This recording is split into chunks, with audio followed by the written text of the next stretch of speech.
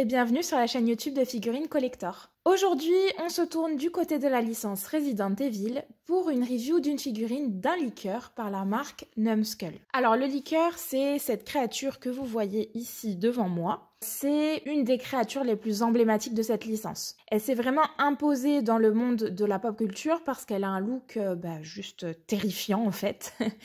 Et elle doit encore hanter bon nombre des joueurs de Resident Evil. En prime, c'est une créature à l'intelligence très développée, très agile, avec une langue effilée comme un rasoir. Bref, le combo parfait, c'est le cauchemar par excellence. Allez, je vous ai déballé la figurine pour qu'on puisse la regarder ensemble. Donc le liqueur, c'est une créature qui a subi une mutation du virus T. Et c'est ce qui va lui donner cette apparence. Donc ici, on va retrouver les critères physiques indispensables au liqueur. Donc l'absence de peau et par conséquent les muscles et les os apparents. Vous avez également les griffes sur ses deux mains. Le cerveau hypertrophié au détriment du coup de sa vision. Donc ici, il n'y a pas d'yeux. Et enfin, la langue qui est très longue et qui est hyper bien représentée. Donc la langue, vraiment, je ne sais pas si vous vous rendez compte, mais elle fait presque... hop, on va mesurer ça. Elle fait presque 12 cm de long. Donc c'est presque la moitié de la figurine, puisque la figurine, dans sa longueur, va atteindre à peu près les 27 cm de long. Pour sa hauteur ici, il faudra compter 17 cm à peu près. Par ailleurs, pas de risque de casse pour cette langue, puisqu'elle est fournie en pièces détachées dans la boîte. Donc vous aurez juste à la déballer et à la clipser dans la bouche. La figurine est posée sur un socle qui représente un sol carrelé, avec une petite lampe et surtout qui est pleine de sang. Ça illustre bien le cauchemar qu'on vit en la croisant. Allez, je vous rapproche un petit peu la figurine pour que vous puissiez mieux la voir. Donc là, hop, je vous montre un petit peu la langue.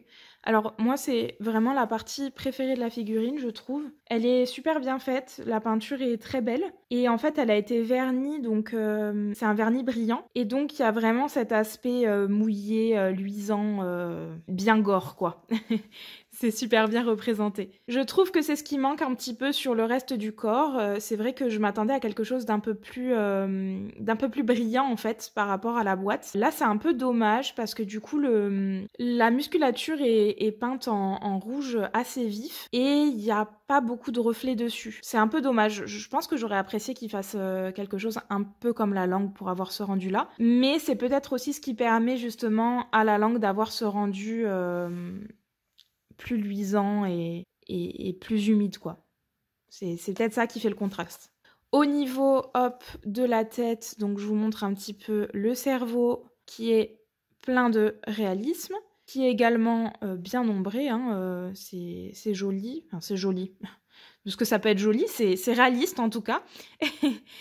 Et en fait, c'est pareil au niveau de la bouche, c'est hyper bien ombré. Du coup, ça rend la chose très très réaliste. Je vous montre un petit peu la musculature. Donc là, on se rend bien compte du manque peut-être de lumière sur les muscles. Après, c'est assez incroyable les détails entre tous les tendons, toutes les fibres musculaires et tout ça. C'est très bien ombré, donc vraiment, c'est assez fou. Même en fait, au sein d'une grosse fibre, hop, on voit les détails. C'est assez bien fait.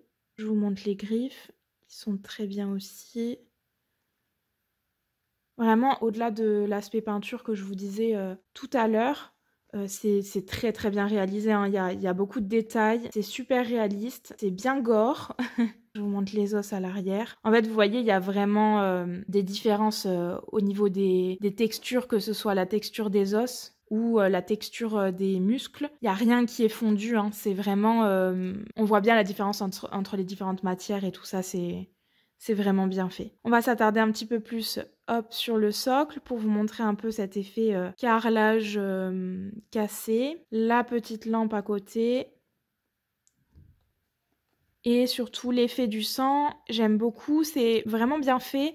Parce qu'en fait, vous avez comme deux couches, deux différences de peinture. Du coup, ça donne vraiment cet aspect réaliste, comme si du sang avait éclaboussé en fait ce carrelage. Après, c'est pas du tout en relief. La peinture, j'ai pas l'impression qu'elle a été rajoutée. Ça fait plus un peu un effet imprimé, mais ça rend très bien quand même. Et voilà pour la review de cette figurine PVC signée Numskull. Si elle vous plaît, vous pouvez aller la commander sur notre site internet via le lien qu'on vous mettra en description. N'oubliez pas de liker la vidéo et de vous abonner à notre chaîne. Quant à moi, je vous dis à la prochaine!